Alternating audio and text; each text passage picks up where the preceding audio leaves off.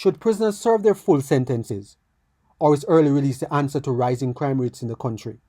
In this video, we explore a hard-hitting discussion on Talk TV with Jeremy Kyle and Sarah Pochin of Reform UK, breaking down the Labour government's controversial prison reform bill. We will also look into how the foundational principle of rule of law should shape justice and accountability in our society. Before we get into the details, if you love diving into political issues and enjoy hearing a principled take on them, then hit the like button, share this video, and subscribe to join the conversation. It will help our channel reach a wider audience. In layperson's terms, and you were a magistrate for 20 years, if I appear in your court and you give me 5 years, now I'm going to be out after 2 for good behaviour. This bloody government's answer to the problems of their prisons being rammed and all that's going on is to say, oh no, we're going to let them out earlier. They might be rapists or violent criminals, but why don't we just let them serve 30% of their sentence, which to me completely eradicates what prison and punishment is for, doesn't it? Absolutely. Look, this is quite a detailed subject, so I will try to make it as interesting as possible for this time in the morning. But basically, this bill is all about freeing up prison spaces and nothing about protecting the British public. So if I can just try and break it down for people, the first thing that's going to happen is that if an offender gets a sentence of up to 12 months in custody, then there is a presumption that that must be suspended. So in other words, in plain English, if you get a custodial sentence of up to 12 months, you don't go to prison. Okay, you serve that out in the community. So what's the point of being given a custodial sentence then? Exactly. And most important example of where this could be an absolute betrayal of protection of the public is knife crime. Because if you are found in possession of a bladed article at the moment, there is a mandatory 6-month prison sentence. Now, often, for different reasons, the magistrates don't give that 6 months because people say, they plead mitigation. But it should be a mandatory 6-month sentence. That means that they automatically should get 6 months. Under this new clause, then they won't get the 6 months. They will be let out. So the possession of a bladed article, what happens in that case? Now, Reform have put 10 amendments into this sentencing bill, and that was one of them, to remove that clause altogether. Imagine the common sense of saying, if you get caught with a knife under these ludicrous rules. Again, to me, Sarah, it looks like window dressing. We're dealing with a prison problem. No, you're not. You're going soft on criminals, aren't you? That's the reality. They're going soft on criminals, but they're trying also to free up prison spaces. This is the wrong way round. Well, get rid of foreign criminals then. It's not difficult.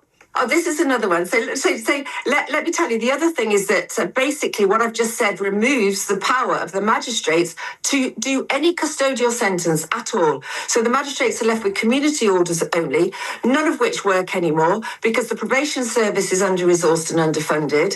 The defendants come in, and they're so wise to it now, so they plead anxiety and depression, which means they can't do any unpaid work. I love this woman. And then they all tell me they're on universal credit, which means the maximum fine they can get is £40. So as a magistrate, you're absolutely tied. You can do nothing with these individuals. Do you not feel like when you look at this piece of legislation, and more strength to your elbow about what you and Reform are doing with it, do you not feel like we're saying to criminals increasingly in this country that bad behaviour is acceptable, that actually, because we're so on our backsides in terms of everything, why we haven't built more prisons. I mean, I'd go the other way, and people think I'm, for barking mad. But when I think about the billions, which we'll talk about, that we're due to spend on, net zero, I'd be building new prisons, and I'd be going the other way and saying, if you get given 5 years, it means 5 years, and if you misbehave whilst you're serving your sentence, you can stay in there for longer. I don't agree with, you've been given 10 years, you can be out after 6. It makes a mockery. It's a disgrace, but it's worse than that. So in this bill, another clause which I've put in to remove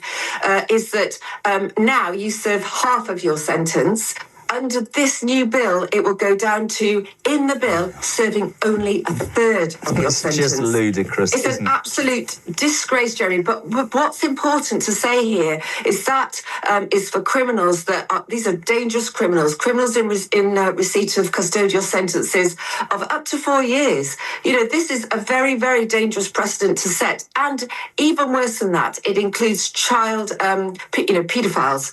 It includes sexual assaults. It's a really, really dangerous bill, and potentially even rapists can get out without serving their sentence. So this is a betrayal of the safety of women and girls. So in this bill, so much is hidden. And yes, what reform would do is build more prisons, but we would also, as you mentioned earlier, deport all foreign national offenders. And the reason I want to mention that is because, again, Labour listen to everything that us reform politicians say. And in this bill, there is the removal of any foreign criminal that gets up to that gets 6 months or over of a custodial sentence. But do you know what's happened? David Lammy, our wonderful Justice Secretary, wrote to all the MPs and said, but they can still use the ECHR, the Refugee Convention, the Human Rights Bill to appeal those decisions. And we all know what that means. No one is going to go home, are they? The rule of law is clear. Crime must face consequences. For a nation to uphold justice, accountability is essential, not just for criminals, but for government leaders tasked with enforcing laws fairly and consistently. They need the resources and authority to do their jobs without interference. When a criminal is convicted and sentenced, that sentence must be upheld. Failing to enforce sentences send a dangerous message. Criminals can act with impunity, expecting little more than a slap on the wrist. This undermines justice and erodes public trust. Crime in Britain is already spiraling. If those responsible for breaking the law are allowed to walk free without consequences, common sense tells us crime will only worsen. The government's core duty is to keep its people safe and secure, which means ensuring criminals serve their full sentences. Being soft on crime to free up prison space is not the answer.